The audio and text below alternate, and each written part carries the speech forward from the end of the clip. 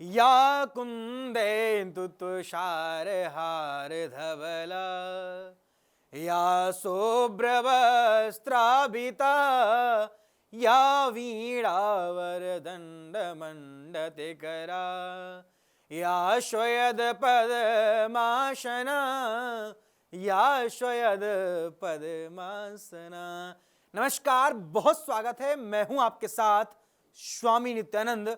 आज आप सभी के समक्ष उपस्थित हूं तुला राशि वालों का मासिक राशि फल लेकर के। क्या कुछ है फरवरी के माह में हमारे प्रिय तुला राशि के जातक जातिकाओं के लिए विशेष दिन, और किन किन बातों का रखना है आपको भैया विशेष ख्याल, और क्या कुछ है बड़ा परिवर्तन, किस समय आपको मिल सकती है खुशखबरी, किस डेट पर हो सकता है आपके जीवन में बड़ा उतार चढ़ाव। साथ ही साथ हम बात करेंगे आपके व्यापार, आपके परिवार, आपके रोजगार के बारे में। आपके जीवन के सभी उन अहम मुद्दों पर हम चर्चा करेंगे जिस पर आपको चिंता रहती है। साथ ही साथ आपको हम यही बताएंगे कि आपका शुभ कलर और शुभ अंक कौन सा रहने वाला है इस फरवरी के शुभ माह में। तो अब चलिए बिना देर किए हुए करते हैं वीडियो की शुरुआत। तुला राशि वालों के जीवन में इस फरवरी के शुभ माह में प्रेम संबंधों में अच्छी सफलता आपको भैया प्रदान हो सकती है। आपके जीवन में अगर आपका प्रेम आपसे रूठ गया था या आप अपने प्रेम को मैरिज में कन्वर्ट करना चाह रहे थे, या आपका प्रेमी आपसे बहुत टाइम से दूर है, मान जाएगा। अगर आप अपने प्रेमी को बहुत टाइम से प्रपोज कर रहे थे या किसी को आप पसंद कर रहे थे और अपने प्रेम का सुंदर सा उपहार उसके समक्ष प्रस्तुत नहीं कर पा रहे थे, तो आपके लिए 9 फरवरी से लेकर के और 25 फरवरी तक ये समय आपके लिए प्रेम जीवन मतलब लव लाइफ के लिए एकदम गोल्डन टाइम है। इसको लिखकर रख लीजिए और मुझे बताइएगा कि कैसा रहा आपका यह समय। कमेंट करिएगा और मुझे आप कॉल करिएगा। ये भविष्यवाणी हमने तुला राशि वालों के लिए इस बार बहुत रिसर्च करके लेकर के आया हूं।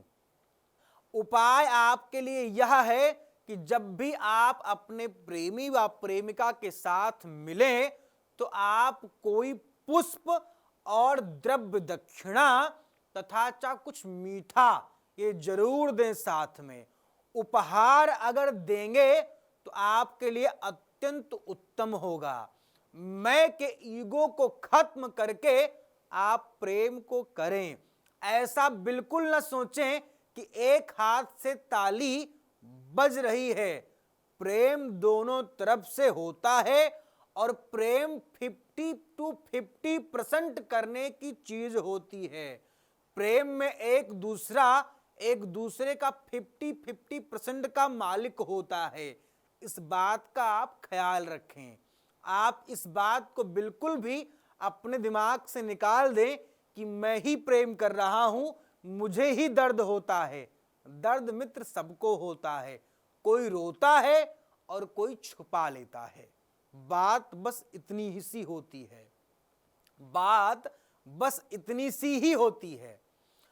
अब हम बात करते हैं तुला राशि वालों के कैरियर क्षेत्र के बारे में। कैरियर के क्षेत्र में फरवरी के इस शुभ माह में आपको सफलताएं प्रदान होंगी, लेकिन आपको कुछ विशेष ध्यान रखना होगा। अगर आपके जीवन में इस फरवरी के माह में किसी नए व्यक्ति की एंट्री होती है तो उस पर आपको आंख बंद करके भरोसा नहीं करना चाहिए।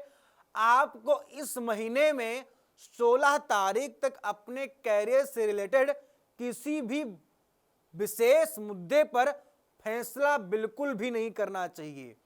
और आपके करियर को ठीक करने के लिए उपाय यह है कि आप अगर तुला राशि के जातक हैं तो आप तुला दान करें।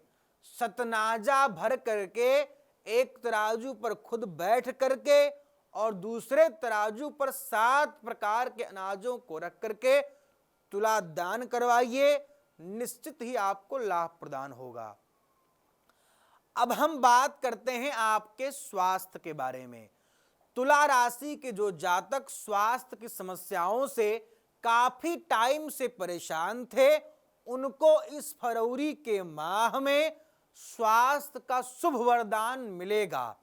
13 तारीख के बाद छोटी मोटी समस्याएं आपको परेशान कर सकती हैं, मतलब सर्दी जुकाम बुखार थोड़ा सा आपको परेशान कर सकता है। इस महीने में अपने आप खान पान पर विशेष ध्यान रखें, बाकी आपके लिए उत्तम समय होगा। अब हम बात करते हैं आपके शिक्षा क्षेत्र के बारे में। जो तुला राशि के जातक पढ़ाई कर रहे थे और पढ़ाई में निरंतर उनको समस्याओं का सामना करना पड़ रहा था, समस्या इस महीने में मित्र 13 तारीख के बाद खत्म हो जाएगी, लेकिन आपके जीवन में आलस्य कुछ प्रधान रहने वाला है। आलस्य को छोड़ करके खूब दबा के आपको संघर्ष करने की जरूरत है और पढ़ाई को अपना गोल समझिए भैया। पढ़ाई ऐसी वैसी चीज नहीं है। विद्या धनम सर्वधनम प्रधानम। विद्या से बड़ा कोई दूसरा धन नहीं होता है। मैंने पढ़ाई की है, शिक्षा खूब अध्ययन किया है, गुरुकुल में रहा हूं, गुरुकुल का जीवन जिया हूं, तब आज आपके सामने बोल रहा हूं। आप भी पढ़ोगे लिखोगे, एक कहावत है ना कि पढ़ोगे लिखोगे तो बनोगे नवाब, खेलोगे कूदोगे तो बनोगे खराब। आप जितना मटर गश्ती करेंगे, समय आपका उतना ही विपरीत होगा और एक समय ऐसा आएगा कि आपको मैं कह सकता हूं कि सुकून की सांस भी नहीं लेने देगा। इसलिए अपने समय को समझें और समय का सदुपयोग करें। अब हम बात करते हैं तुला राशि वालों के जॉब और ट्रांसफर व प्रमोशन के बारे में। जॉब के लिए इस महीने का समय उत्तम होगा। ट्रांसफर व प्रमोशन के कार्य बनेंगे और आपके किसी बड़े अधिकारी के द्वारा आपको पुरस्कार व अवार्ड भी मिल सकता है। अब हम बात करते हैं तुला राशि वालों के व्यापारिक क्षेत्र के बारे में। व्यापारिक क्षेत्र में मित्र आपको सफलताएं प्रदान होंगी, लेकिन आपको अपने व्यापार में इस महीने थोड़ा सा निम्नवत स्थिति का सामना करना पड़ सकता है।